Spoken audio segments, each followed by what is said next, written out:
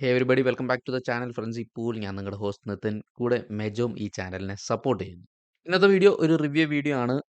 കഴിഞ്ഞ ആഴ്ച ഇറങ്ങിയ ഗ്ലാഡിയേറ്റർ 2ന്റെ റിവ്യൂ ആണ്. മൂവി ഇപ്പോഴാണ് എനിക്ക് കാണാൻ പറ്റിയത്, അതുകൊണ്ട് തന്നെ റിവ്യൂ ലേറ്റ് ആണ്.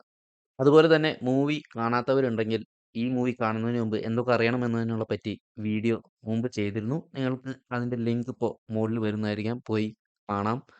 സോ റിവ്യൂയിലേക്ക് നമുക്ക് നേരെ പോകാം. നമ്മൾ ടൈം വേസ്റ്റ് ചെയ്യുന്നില്ല.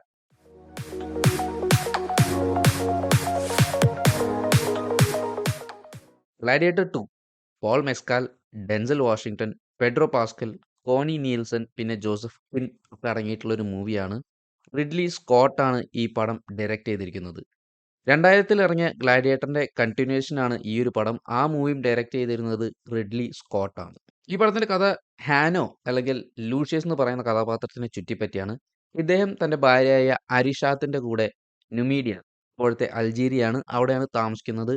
അങ്ങനെ പെഡ്രോ പാസ്കലിന്റെ കഥാപാത്രമായ കേഷ്യസ് ആ ഒരു സ്ഥലം അറ്റാക്ക് ചെയ്യുന്നു പുള്ളിക്കാരന്റെ ആർമിയുമായിട്ട്. പുള്ളിക്കാരൻ കാരണം ഹാനോന്റെ ഭാര്യ മരിക്കുകയും ചെയ്യുന്നു. അതിനുശേഷം അവരുടെ പ്രിസണർ ആവുകയും വീണ്ടും തിരിച്ച് റോമിലേക്ക് കൊണ്ടുപോവുകയാണ് ചെയ്യുന്നത്. അവിടെ വെച്ച് മാക്രീനസ്, ഡെൻസൽ വാഷിംഗ്ടന്റെ കഥാപാത്രമായി കാണിക്കുന്നു. ഇദ്ദേഹം ഹാനോനെ ഒരു ഗ്ലാഡിയേറ്റർ ആക്കുകയാണ് തനിക്ക് ഫ്രീഡം ലഭിക്കാനായിട്ട്.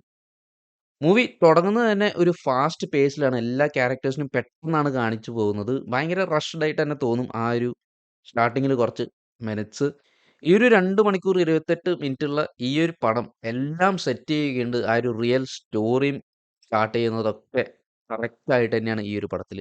നമ്മുടെ ഇവിടെ കളിക്കുന്ന പടത്തിനെ പറ്റിയിട്ട്, അതായത് ഇന്ത്യയിൽ കളിക്കുന്ന പടത്തിനെ പറ്റിയിട്ട് പറയുകയാണെങ്കിൽ സെൻസർ ബോർഡ് കുറച്ച് സീൻസൊക്കെ കട്ട് ചെയ്യുന്നുണ്ട്.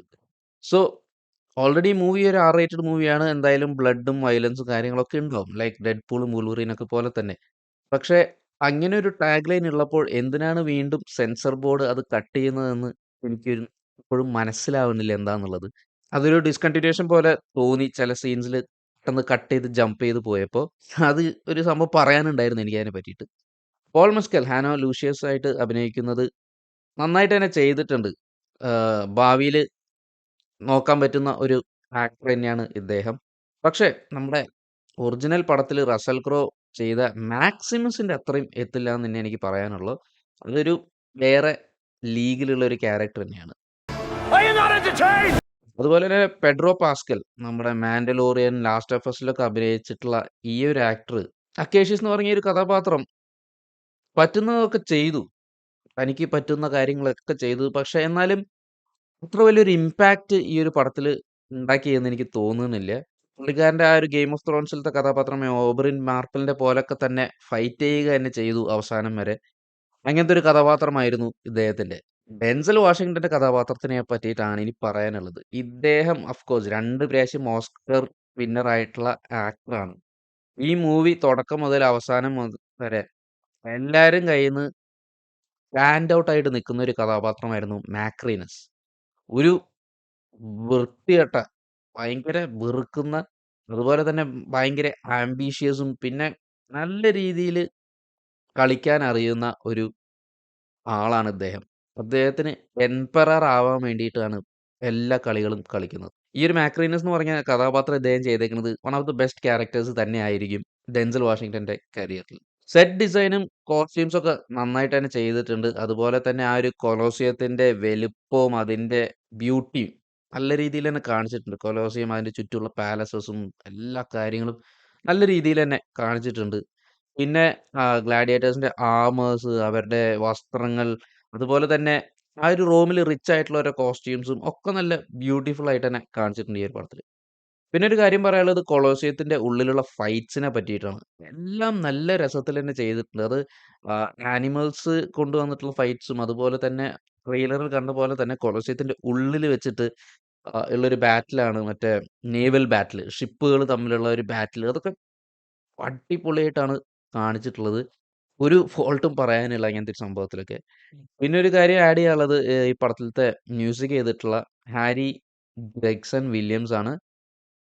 വലിയ സ്റ്റാൻഡ് ഔട്ട് ആയിട്ട് എടുത്തു പറയാനുള്ള ഒരു മ്യൂസിക് ഇല്ല. കാരണം ഹാൻസ് സിമ്മർ ആ ഒരു ഗ്ലാഡിയേറ്ററിന് ചെയ്തത് ഒരു രക്ഷയില്ലാത്ത സ്കോറാണ്. അതിന്റെ ഒപ്പം മാച്ച് ചെയ്യാൻ പറ്റിയിട്ടില്ല ഇദ്ദേഹം ചെയ്തിട്ടുള്ള മ്യൂസിക്. സോ നമ്മള് പടം കാണുമ്പോ അത്ര ഇംപാക്റ്റ് നമുക്ക് ചില സമയത്ത് കിട്ടൂല മ്യൂസിക് വൈസ്. മൊത്തത്തിൽ പറയുകയാണെങ്കിൽ ഗ്ലാഡിയേറ്റർ 2, ഗ്ലാഡിയേറ്റർ 1 എന്തായിരുന്നോ അതിന്റെ കണ്ടിന്യൂവേഷൻ തന്നെ നല്ല രീതിയിൽ തന്നെ കാണിച്ചിട്ടുണ്ട്. ആ ഒരു റോമിലേക്ക് തിരിച്ചു കൊണ്ടുപോവുകയും അതുപോലെ ഇനി എന്താണ് അങ്ങോട്ടേക്കുള്ളതും പക്ഷെ എന്തൊക്കെ പറഞ്ഞാലും ആ ഒരു ഒജി, ആ ഒരു ഒറിജിനൽ ഗ്ലാഡിയേറ്ററിന്റെ ആ ഒരു എപ്പിക്നെസ്സും അതിന്റെ ഒരു ഭംഗിയും എവിടേക്കോ കുറഞ്ഞു പോയ പോലെ തോന്നിയിരുന്നു. വേറെ ഒരു ഫാക്ട് എടുത്ത് പറയാനുള്ളത് പടം കണ്ടവരാണെങ്കിൽ ഒരു ഗെയിം ഓഫ് ത്രോൺസ് ആക്ടറും കൂടി ഈ ഒരു മൂവിയിലുണ്ട്. If you guys can find that out കമന്റ്സിൽ അറിയിക്കുക. സോ ഓവറോൾ നമ്മുടെ ഫ്രണ്ട്സി പൂളിന്റെ റേറ്റിംഗ് പറയുകയാണെങ്കിൽ 3.5 ഔട്ട് ഓഫ് 5 ആണ് ഈ ഒരു മൂവിക്ക്. ഇനിയും കുറെ കണ്ടന്റ്സ് ആയിട്ട് വരുന്നതായിരിക്കും. ചാനലിലേക്ക് ആദ്യമായിട്ട് വന്നവരാണെങ്കിൽ ലൈക്ക് ചെയ്യാനും സബ്സ്ക്രൈബ് ചെയ്യാനും മറക്കരുത്. Keep supporting.